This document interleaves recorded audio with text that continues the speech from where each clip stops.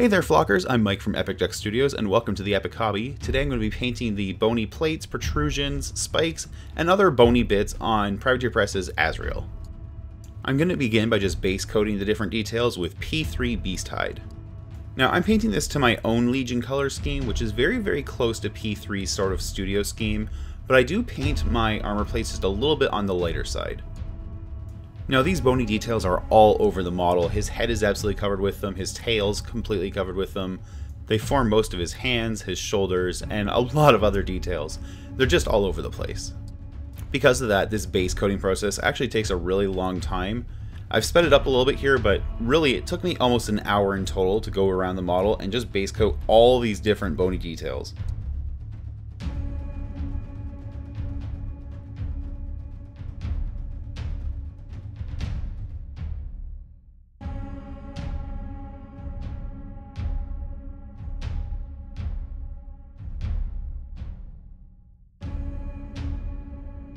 One of the things that makes this base coating process so time consuming is that these plates do overlap just a little bit, especially along the tail, so you have to paint them from multiple angles. You need to get them from sort of underneath, from the left, from the right, and all the way around so there's not like an unpainted ridge on the bottom of them.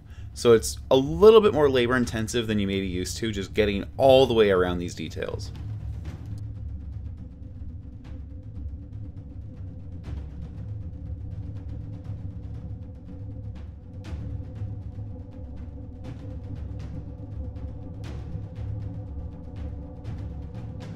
While Azrael's right arm has a nice big armor plate across the top of it, his left arm just has a whole bunch of Boney protrusions up near the shoulder.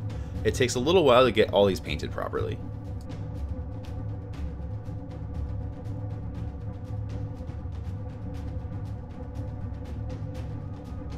Now these ones you might miss on a first glance. He has a couple little Boney plates kind of running along the inside of his chest.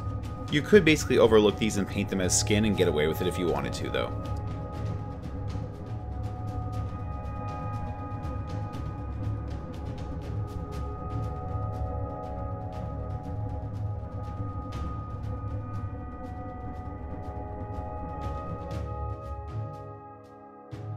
With all the Beast Hide base coats done, my next step is going to be washing all of that with Agrax Earthshade from Citadel. I'm going to be making sure that I get this across all the surfaces, but as well as slightly enclosing every single one of these details. So when I've got an armor plate or a bone, I want to get just a small bead of the Agrax around it to basically create an outline. The idea is that this is going to help darken up the Beast Hide just a little bit and really accent any of the grooves that are kind of carved into it, especially along the tail, as well as just providing a bit of an outline to every detail so that they stand off a little bit more from the rest of the model.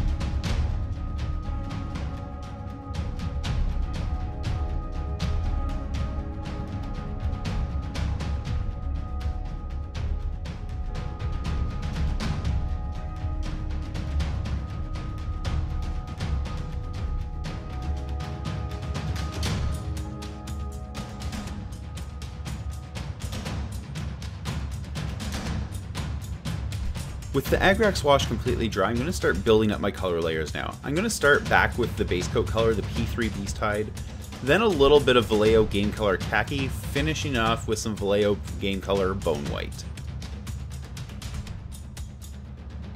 Now the reason I'm going back over some of these details with the Beast Hide, even though that was the base coat color, is that some of these areas that have a lot of grooves really picked up a lot of darkness from the Agrax Earthshade wash, and just going over them very quickly, kind of aiming towards the outer edge of each plate, just helps brighten them up a little bit and get them ready for the next step.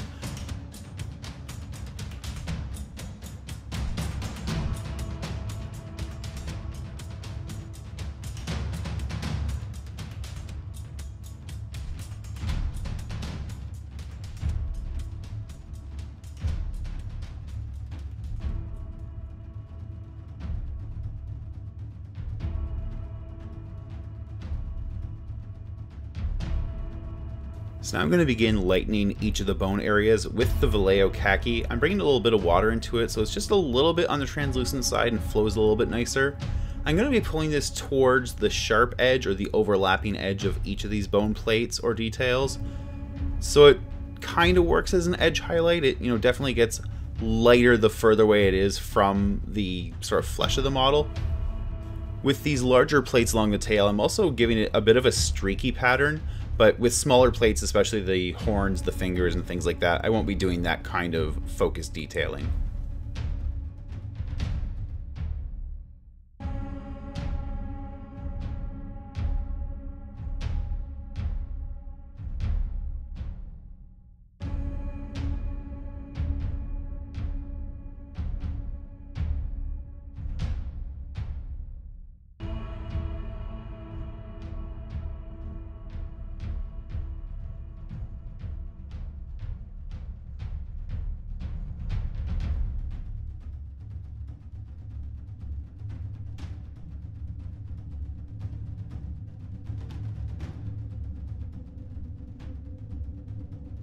Azrael's horns are basically made by a bunch of overlapping shapes, so as with the tail, I'm focusing the lighter color towards where they overlap, so it's kind of at the outermost area or the outermost edge of each of the plates.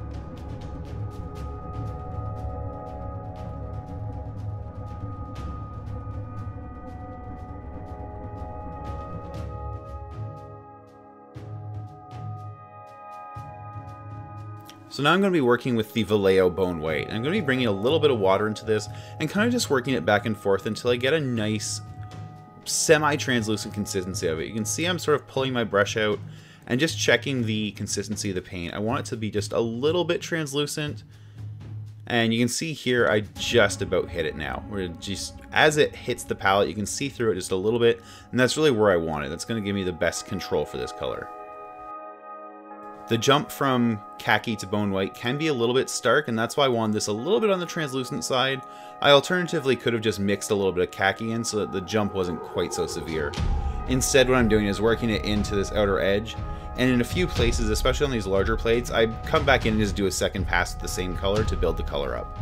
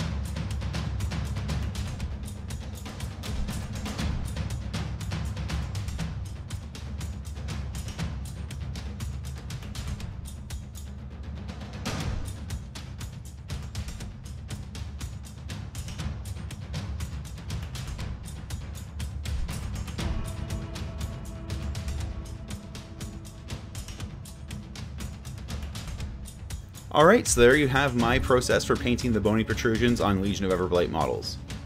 I've already gone over my process for skin in the previous video. In the next video, I'll be discussing the armor. Don't forget you can catch me twice weekly on Twitch. Visit twitch.tv/epicduckstudios for showtimes and details. Thanks again for watching, and until next time, do something epic.